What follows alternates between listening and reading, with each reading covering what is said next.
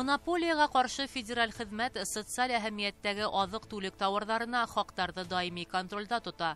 Хактарды нигезһез арттыру тыела. Башкортостандың сауда селтәрләре хактарды тотырыкландыру турасындагы меморандумга кул кую башлангысын хупланы. Уга ярашлы сауда оешмалары социаль әһәмияттәге азык-түлек товарларына хакты 15%-тан да арттырмаска бурыслы. Дәүләт Думаһы санкция шарттарында бизнеска һәм граждандарга ярдәм итү өчен берничә закон кабул итте. Атап әйткәндә, бәләкәй һәм урта эшкуарлык өчен тикшерүләр туктай. Дәүләт һатып алулары тәртибе һәм шарттары ябайлаштырыла. Шулай ук 2022 елның 30 сентябрена тиклем һәм уны одайту ихтималлыгы менән кредит каникулы индерелә. Рәсәй хөкүмәте граждандардың страховка пенсияларын индексациялай. 2022 елның 30 сентябрена тиклем кредит каникулы. Ул шул исәптән ипотекага ла кагыла.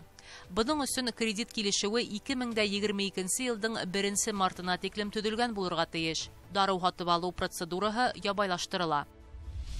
Рәсәйнең төзелеш һәм транспорт министрлыктары милли төзүчеләр берләшмәһе хактарды даими контрольдә тота.